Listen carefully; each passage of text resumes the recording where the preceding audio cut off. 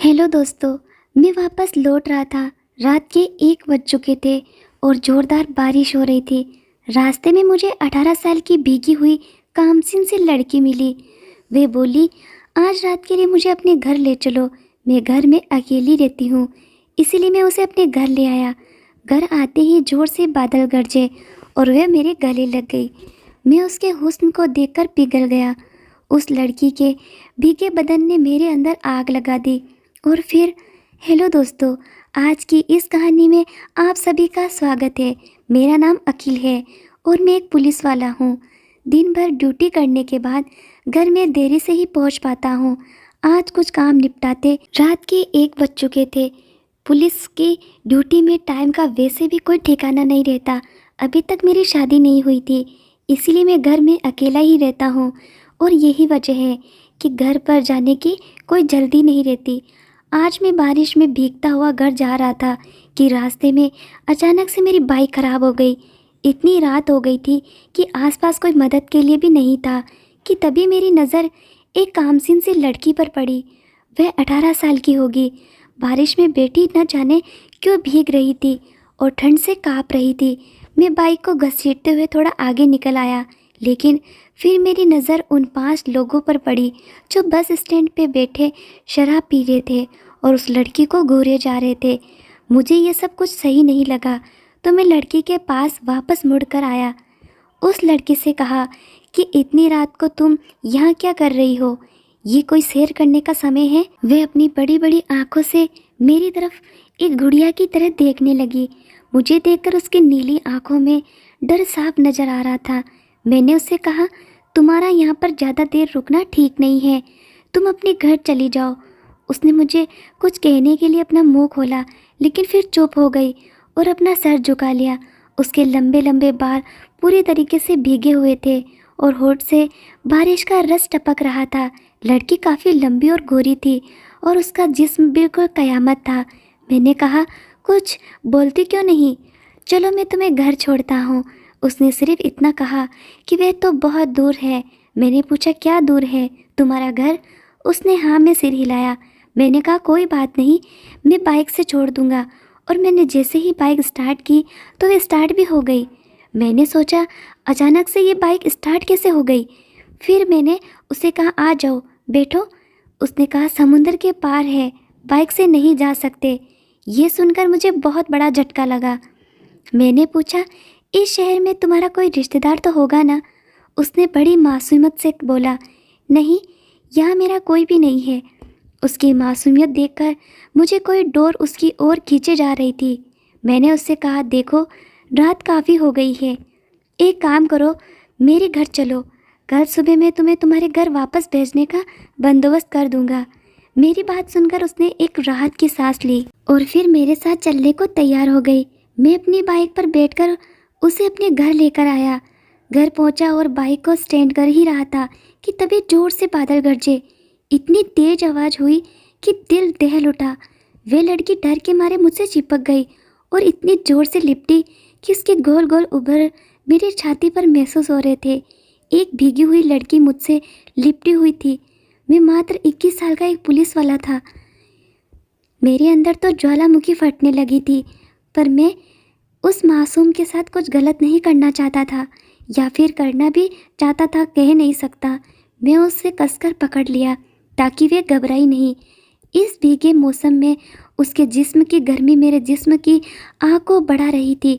मेरे अंदर एक अजीब सी इच्छा जाग रही थी और मेरा मन मेरे बस में नहीं था। उसे छोड़ने को दिल नहीं कर रहा था, लेकिन फिर मैंने उसे लेकर अपने घर के अंदर आ गया। वह अपनी सुंदर सी आंखों से मेरे घर को देखने लगी थी, मानो घर और नहीं उसका ससुराल हो। मैं उसको देखकर मुस्कुराने लगा। आज पहली बार किसी लड़की ने मेरे घर पर अपना पहला कदम रखा था, इसलिए मैं मन ही मन बहुत खुश हो रहा था। मैं जल्दी से एक टॉवल खुद ली और एक टॉवल उसे दी और कहा, तुम भी भीग गई हो, लो इसे अपने बदन को पोंछ लो। मैं जल्दी जल्दी अपने आप को पोंछने लगा, पर वह लड़की उस भीगी हुई हालत में गोल गोल घूमने लगी, जैसे कि उसे कोई फर्क नहीं पड़ रहा था। वह भीगी हुई।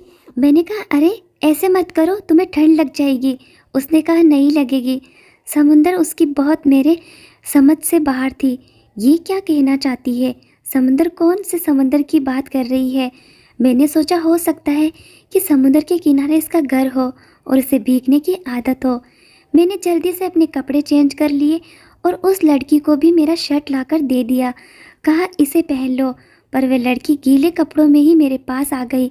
वह बहुत ही कमाल की खूबसूरत लग रही थी, पर मुझे समझ नहीं आ रहा था कि ये लड़की है कौन और कहाँ से आई है। ऐसे अजनबी लोगों को कभी शरण नहीं देनी चाहिए, पर मैं ठहरा पुलिस वाला, इसे अकेले कैसे छोड़ सकता हूँ। गीले कपड़े उसके बदन से इस कदर चिपके गए थे कि उसके बदन का एक एक उपहार मुझे नज़र आ रहा था और मेरे अंदर एक अजीब सा नशा छाने लगा। मैंने दोबारा से कहा ये पहन लो, पर वह चुपचाप मेरे सामने खड़ी थी। आखिर मजबूरी में मैं ही टॉवल उठाई और उसके बदन को पहुंचने लगा। उसकी सांस बहुत तेज चल रही थी, उसका गला सूखने लगा और मेरा गला भी सूखने लगा था। मैंने उसके बालों को अच्छे से सुखाया। ये शर्ट पहन लो, मेरे पास लड़कियों के कपड़े नहीं हैं। एक ही जगह इस तरह खड़ी थी। मैं उसकी तरफ देखने लगा और फिर कहा ठीक है, मैं बाहर जाता हूँ, तुम चेंज कर लो। लेकिन जैसे ही मैं जाने लगा उसने मेरा हाथ पकड़ लिया। उसके नाजुक हाथों में जैसे मेरे हाथ को कुछ हुआ तो मेरे अंदर एक करंट सा दौड़ आया। उसने कहा मुझे छोड़कर मत जाओ, मुझे डर लगता है, आप ही मेरे कपड़े चेंज कर दीजिए। ये सुनकर तो मेरी सांस हलक में अटक चुकी थी। फिर मैं लड़की के गीले कपड़े को गौर किया। वे एक लाल रंग का ड्रेस पहनी हुई थी। वे ड्रेस न जाने किस चीज़ से बना था, पर वे बिल्कुल मछली जैसी लग रही थी। मैंने अपनी आंखें बंद कर ली और उस लड़की के कपड़े चेंज करने लगा। मैं उसके जिस्म को बगैर कपड़ों के देखना नहीं चाहता था, वरना मैं बेकाबू हो जाता। लेकिन कपड़े चेंज करते वक्त मैं उसके जिस्म को छूने लगा था, पर उसके जिस्म को छूते ही मुझे बहुत हैरत हुई। ऐसा लग रहा था कि उसके पूरे जिस्म पर रेत ही रेत है।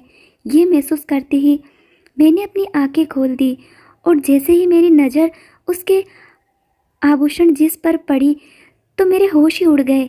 उसके जिस्म को देखकर मेरी आंखें फटी की फटी रह गई। दूध से सफ़ेद तन पर रेत के कंकड़ लगे हुए थे। मैं इस हालत में उसे बाथरूम लेकर गया और उसे अच्छे से नहलाने लगा। उसे इस हाल में देखकर मैं जज्बाती तो हो रहा था, पर मेरे दिमाग में सैकड़ों सवाल थे। आखिर इसके बदन पर इतनी रेत क्यों है? कहीं ये समुंदर के अंदर से बहकर तो नहीं आई? उस पर मैं मदहोश होने लगा था। किसी तरीके से उसे साफ करके मैंने उसके शरीर को टॉवल से पोंछा और फिर शर्ट पहना दिया। मैंने उसके कपड़ों को सूखने के लिए डाल दिया, पर मुझे ये समझ नहीं आया कि आखिर ये लड़की मेरे सामने कपड़े उतारने को तैयार कैसे हो गई। मेरा दिमाग तो बिल्कुल चकरा रहा था। अपनी ज़िंदगी में मैंने ऐसी लड़की आज तक नहीं देखी थी। आखिर ऐसी लड़की मेरी ज़िंदगी में कैसे आ गई? कहीं मेरी ज़िंदगी का रुख तो नहीं बदलने वाला है? कहीं ये लड़की कोई हसीन जलपरी तो नहीं जो समंदर से निकल कर आई हो? मुझे कुछ भी समझ में नहीं आ रहा था, पर भूख जोरों की लग रही थी। मैंने उससे पूछा तुम्हें भूख लगी है? उसने हाँ में सिर हिलाया। मैं अपने किचन से गर्मा गर्म खाना बनाकर ले आया और हम दोनों मिलकर खाना खाने लगे। वो लड़की बिल्कुल खामोश थी, न जाने क्या सोच रही थी। खाना खाने के बाद मैंने उसे पूछा अब बताओ तुम्हारा घर कहाँ है? पर उसने कहा मेरा घर दूर देश में समुंदर के पार है। मैंने कहा तो तुम यहाँ कैसे आई? कोई जहाज़ से आई हो? उसने कहा तैर कर। मुझे उसकी किसी भी बात पर यकीन नहीं हो रहा था। मैंने सोच रहा था कि कहीं कोई दिमागी बीमारी तो नहीं, दूर देश से तैर कर इतना दूर कैसे आ सकती है और भला क्यों आई है? मैंने पूछा तुम अपना घर छोड़कर इतनी दूर फिर क्यों आ गई?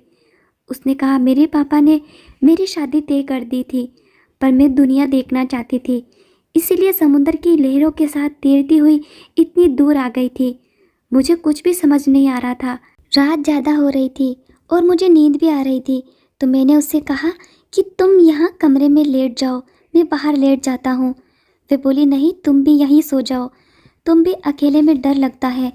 मैंने उसकी बात मान ली और दूसरी तरफ करवट लेकर बेड के किनारे लेट गया। मुझे अभी नींद नहीं आई कि उसने अपना हाथ मेरे हाथों के ऊपर रख दिया।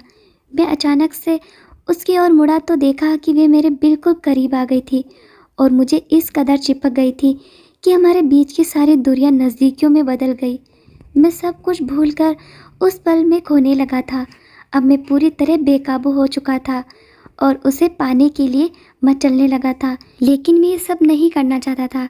उस लड़की ने अपना सर मेरे कंधों पर रख दिया और मैं उसके बालों को सहलाने लगा था, जो कि अभी भी आधे गीले थे। अचानक से उसने मेरे हाथों को उठाकर अपने गोल गोल उभर पर रख दिया और मछली की तरह मचलने लगी। मैं बेकाबू होकर उसे चूमने लगा। आखिर कौन है ये लड़की?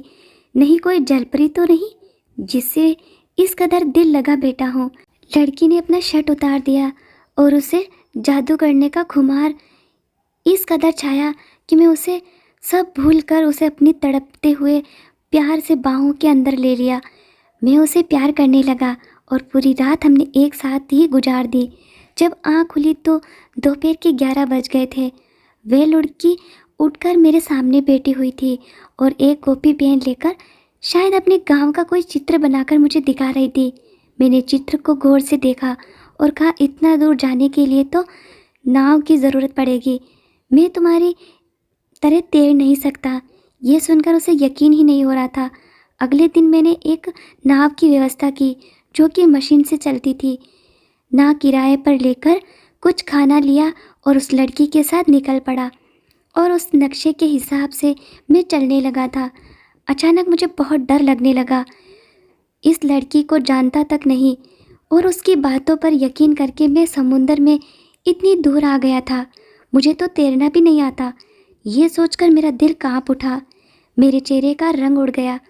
काफ़ी दूर जाने के बाद न जाने हमारी बोट किसी सिरे से टकराई और उलट गई और मैं समुंदर ही गहराई में डूब गया।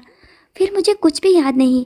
जब मुझे होश आया तो मैं एक टापू पर था और वही लड़की मेरे सामने बैठी हुई थी। शायद लड़की मुझे यहाँ लेकर आई होगी या फिर हो सकता है मैं मर गया हूँ। पर जब उस लड़की ने मुझे हाथ लगाया तो मुझे लगा शायद मैं जिंदा हूँ। मैं उससे कहा, हम कहाँ हैं? उसने कहा, मेरे घर। मैं यहाँ, टापू उसका घर है। ये लड़की मुझे अपने टापू तक लेकर आ गई। वे मुझे लेकर एक नाव में आ गई जहाँ 15-20 घर बने हुए थे। मुझे आता देख काफ़ी सारे लोग इकट्ठे हो गए और हैरत भरी निगाहों से मुझे देखने लगे। तभी वह लड़की एक औरत के पास जाकर बोली, माँ, यही मेरी मोहब्बत है। मैं इसी से शादी करना चाहती हूँ। ये सुनकर तो मेरे पैरों तले ज़मीन निकल गई। मैं वहाँ खड़ा खड़ा उन लोगों को देख रहा था। उन लोगों ने मेरा बड़े अच्छे से स्वागत किया और अपने घर, खेत वगैरह सब दिखाने लगे। कहने लगे वे मछली पकड़ के और छोटी मोटी खेती करके अपना घर चलाते हैं और मीठे पानी के झील से पानी पीते हैं। कुछ दिन वहाँ गुजारने के बाद मैंने फैसला किया कि इस लड़की के साथ अपना जीवन गुजार दूंगा। पुलिस की नौकरी से मैं भी तंग आ गया था और यहाँ मुझे कोई ऐसा मिल गया था जिसे मैं कभी खोना नहीं चाहता था। वह लड़की मेरे दिल को सुकून बन चुकी थी। धीरे धीरे मैं उन लोगों में बिल्कुल घुल मिल गया था। रूपन ने मुझे समुद्र में तैरना भी सिखाया। हम दोनों अक्सर तैर कर मुख्य भूमिका आ जाते थे और फिर अपने घर वापस चले जाते। अगर आपको ये कहानी पसंद आई हो तो इसे लाइक करें और अपने दोस्तों के साथ शेयर करें। आगे भी ऐसी रोमांचक कहानियों के लिए हमारे चैनल को सब्सक्राइब ज़रूर कर दें और बेल आइकन दबाना ना भूलें। धन्यवाद।